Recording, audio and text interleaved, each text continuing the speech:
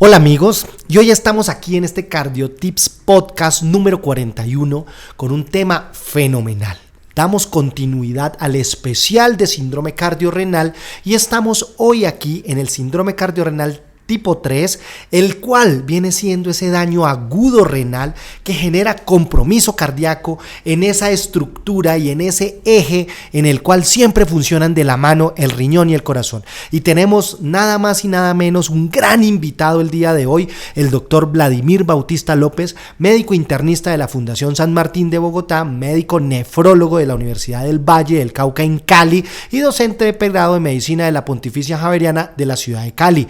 Doctor Vladimir, bienvenido, va a hablar de un tema fenomenal y muchas gracias por estar aquí hoy en CardioTips Podcast. Buenas noches, doctor John Conta, de verdad para mí es una gran satisfacción participar de estos podcasts. Somos como hermanitos, corazón y riñón, pero ante todo, de verdad, muchas gracias por la invitación. Bienvenido, doctor, y el escenario es suyo. CardioTips Podcast.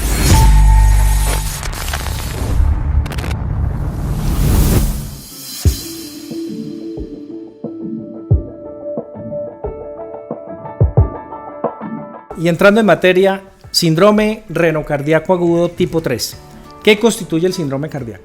Básicamente el deterioro se da por la lesión renal que va a llevar a la disfunción cardíaca. Los mecanismos de la lesión son múltiples, dados a la gran sobrecarga de líquidos que contribuyen al desarrollo del edema pulmonar o líquidos a nivel del pulmón. Alteraciones metabólicas del calcio, del fósforo, del potasio, que en últimas va a llevar a las lesiones cardíacas, que nos va a ocasionar arritmias, que nos va a ocasionar trastornos del ritmo y de la conducción. ¿Qué afecta directamente todas las lesiones renales dadas como la uremia? Son directamente contractilidad cardíaca, el corazón empieza a disfuncionar haciendo una falla cardíaca urémica y posteriormente su grado de isquemia o apoptosis, que es la muerte del tejido cardíaco, donde relacionamos la isquemia cardíaca con la isquemia renal. Perfecto, o sea, excelente en esta fisiopatología del renocardíaco y del cardiorrenal tipo 3, y es muy importante que tengamos en cuenta en este momento la fisiopatología, doctor Vladimir. Entonces, en esa fisiopatología sabemos que existe desde ese daño renal agudo en un momento dado, ese compromiso, como lo acaba de mencionar, sobre todo de electrolitos, de calcio, de fósforo y contractilidad miocárdica, pero ¿qué tiene que ver ese sistema simpático? ¿Qué tiene que ver esa apoptosis de esa injuria renal aguda que está causando ese daño cardíaco agudo? ¿Qué piensa y qué opina el profe Vladimir de este tema? Pues profe, directamente, como se hablaba en el síndrome tipo 1 y tipo 2, el corazón es el que tenemos que cuidar, porque es el que va a afectarnos directamente el riñón. ¿Qué vamos a hablar en el tipo 3 y posteriormente en el tipo 4? Cuidemos el riñón, básicamente es el riñón. Lo que tenemos que evitar es que el riñón nos dé señales humorales, que se excite o que se active todo el sistema humoral, que va a hacer las lesiones no solo del riñón, con la sobrecarga, con el trastorno hidroelectrolítico, con el trastorno de la parte del potasio, que es uno de los elementos más importantes en la parte cardíaca, y que no haya muerte celular. Lo que se busca es disminuir, la excitación del riñón para producir todos estos eventos que nos va a llevar en últimas a lo que hablamos en la fisiopatología, la isquemia del corazón, la falla del corazón, el trastorno de contractilidad. Ese es el evento básico que tenemos que parar. Si logramos el control de la parte de líquidos, si controlamos esa excitación o producción del calcio, del fósforo, del potasio, pues nos va a llevar en últimas a que el corazón esté resistente y que no tenga por qué hacer ninguna actividad tóxica a nivel electrocardiográfica, como es las arritmias dados por los trastornos electrolíticos. Y en segundo grado, disminuir la toxicidad renal para que la uremia no nos lleve a dilatar ese corazón, a hacer una falla cardíaca por uremia.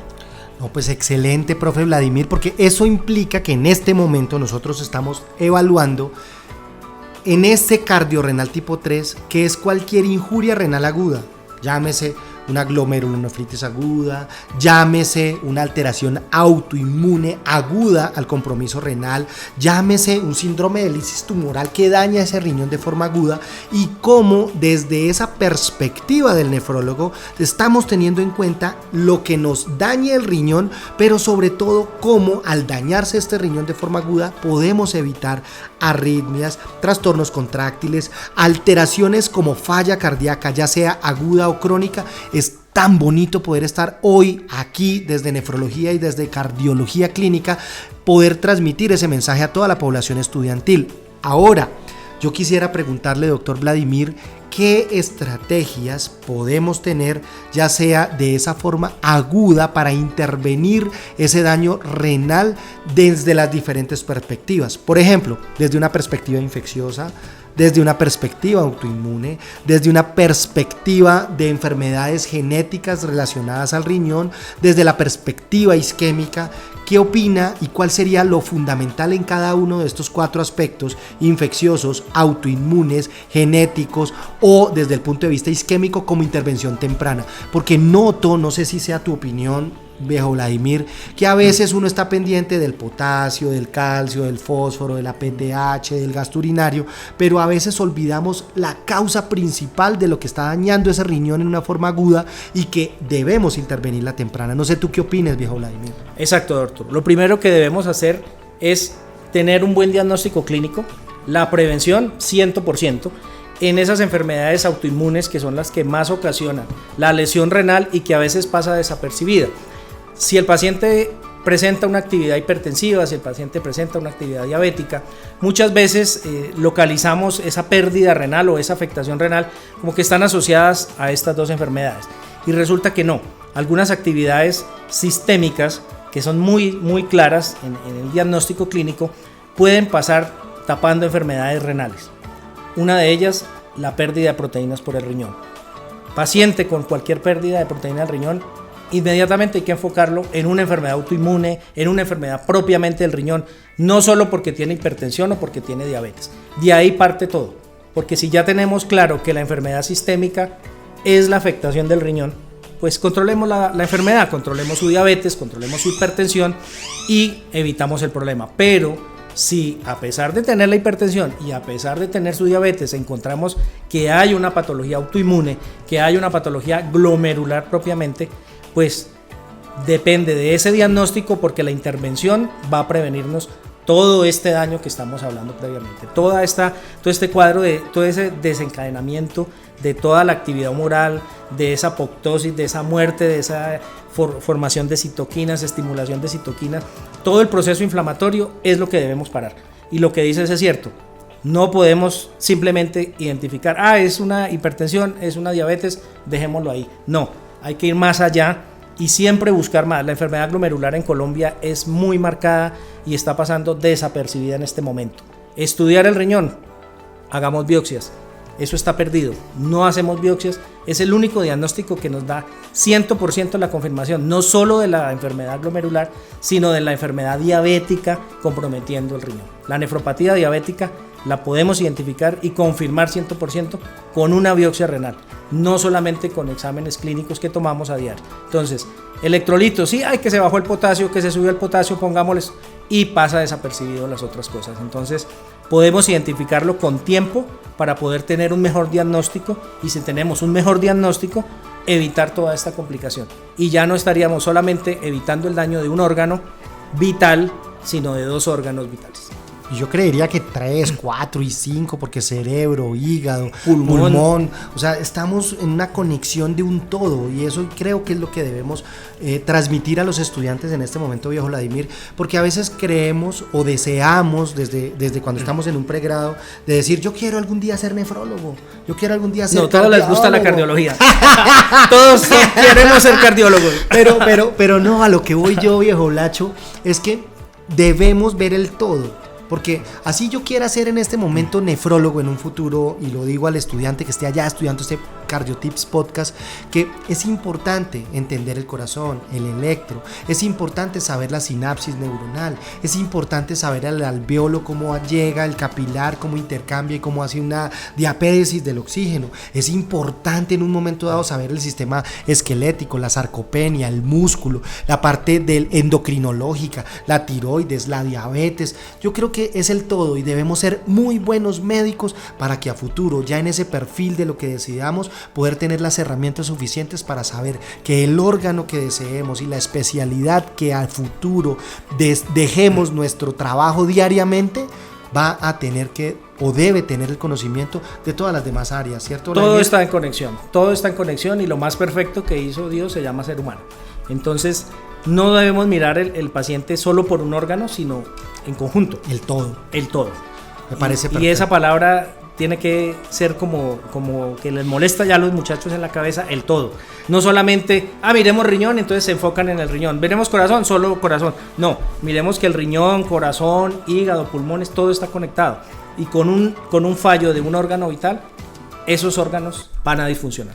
Excelente, yo creo que ese es uno de los mensajes fundamentales de este CardioTips. Ahora, doctor Vladimir, usted mencionaba algo también importante, y es que yo siento que estamos a veces estratificando esa función renal solo con tasa de filtración. O sea, creatinina, entonces decimos MDRD4, un CKD-EPI, profe, tiene tasa de 65, perfecto. Pero venga, y la albuminuria. No vemos el fondo, exactamente. Albuminuria, creatinuria, porque yo puedo tener una tasa de filtración de 60, pero con una albuminuria de más de 300 o relación albuminuria-creatinuria alta, y tenemos un alto riesgo de daño renal. Un ejemplo muy claro, profe. Podemos tener pacientes con una creatinina totalmente normal y 2, 3, 4 gramos de proteínas. Ese paciente, su daño glomerular es 100%, y en 2 años o menos ese paciente ya está en una disfunción renal asociada a una disfunción cardíaca, que se va para un trasplante renal o ya va a entrar en urgencia de terapia y se va para terapia de reemplazo renal, diálisis. Entonces la proteinuria es un marcador de daño renal 100%. La creatinina es un control, son cicatrices renales, se altera por cualquier cuestión, por deshidratación, por consumo de altas proteínas, por consumo de AINES, ¿sí? Y se puede alterar por medicamentos, pero la proteinuria es muy clara. Entonces la proteinuria tipo microalbuminuria, porque la albúmina obviamente es nuestra proteína, si la encontramos en grandes proporciones, pues tenemos que identificar, el paciente tiene un daño renal, y ahí es donde tenemos que entrar, o es renal o es sistémico por una patología ya adquirida. Perfecto, profesor Vladimir. Entonces es muy importante, muchachos, que cuando estemos allá, cuando hablemos de función renal o de estratificar ese daño renal, siempre tener en cuenta creatinina y tasa de filtración glomerular, porque es muy importante. Y lo digo también en cardiología, porque la tasa de filtración titula Entresto, titula ARNI, titula ISGLT2, el manejo básicamente espironolactona. O sea, ¿qué es lo que voy a hacer? Estratificamos eso. E incluso en esa creatinina y tasas de filtración glomerular titulamos también dosis de DOACs, anticoagulantes. Hay muchas cosas que nos es muy útil, pero que no creamos que solo esa creatinina o esa tasa de filtración glomerular nos da un diagnóstico. Es correcto. No más. Entonces, muchachos, tengamos en cuenta siempre albuminuria, microalbuminuria, y tengamos en cuenta que esos podocitos que nosotros tenemos desde que nacemos, cuando hacemos chichi y orinamos, estamos botando podocitos, y esos podocitos, si los vamos perdiendo, es como perder esa red, ese filtro que en un momento dado impide que perdamos proteínas, y perder podocitos también es importante. Hipertensión, diabetes, sedentarismo, tabaquismo, hay muchos factores de riesgo que pueden hacer que aumentemos ese daño respecto a proteinuria, aunque la creatinina sea normal. Sí, la creatinina no es un marcador de terapia. Muchos pacientes llegan a nuestros consultorios, doctor, asustado porque la creatinina se le elevó a 1.3, 1.4, es que me envían porque me mandaron a diálisis. No es así. Entonces la creatinina no es un marcador de terapia.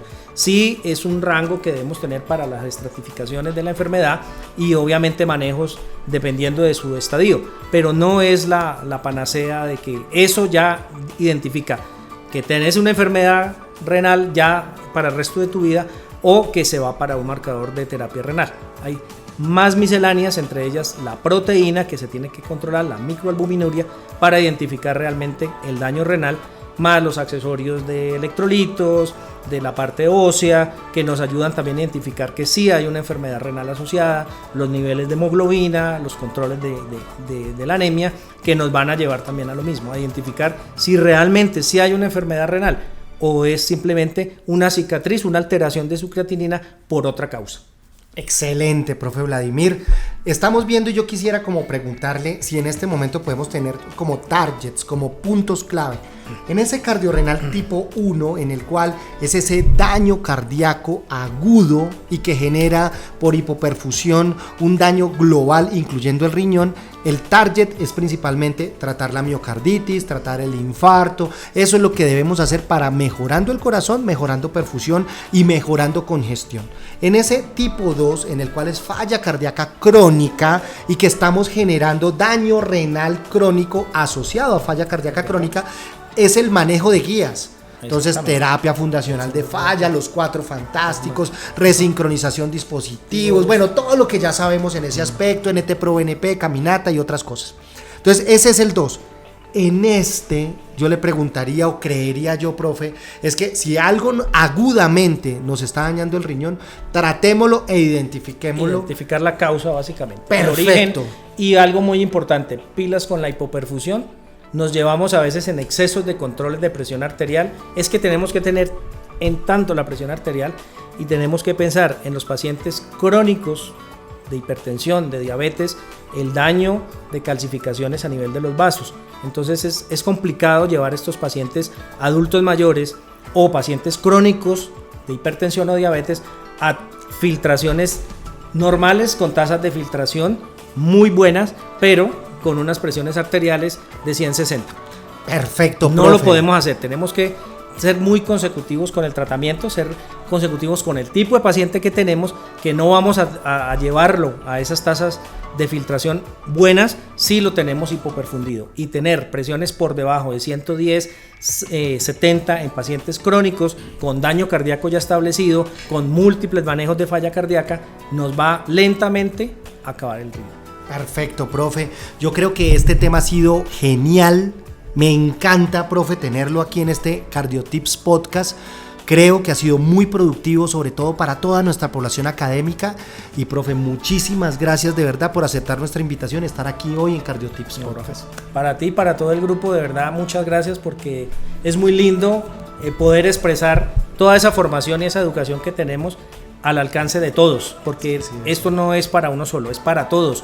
Entre más tengan conocimiento y puedan tener una prevención de todas estas cosas, probablemente podemos mejorar en alto grado esta población enferma de corazón y de riñón, ya que son hermanitos. Claro, y la verdad, profe, me parece muy bonito. Si yo pudiese dejar un mensaje también para los estudiantes que nos están escuchando, siento yo que el trabajo en equipo es fundamental. Siempre.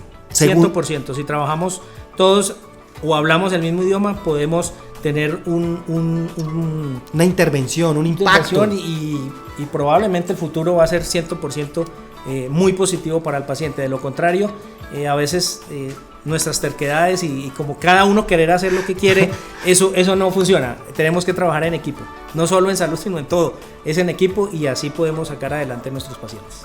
Excelente. El segundo mensaje, profe, y lo acaba usted de mencionar, y es que la academia, la educación, el conocimiento no es algo que nosotros tengamos para nosotros, sino para todos. Debemos publicarlo, debemos transmitirlo, que el que guste buscarlo, lo encuentre. Y por eso creo que estos espacios son fundamentales, sobre todo teniendo una persona tan académica y con una alta o una tasa humana tan grande como la suya, profe. Muchas gracias. Que yo lo sé, allá los estudiantes de la Pontificia Universidad Javeriana de Cali.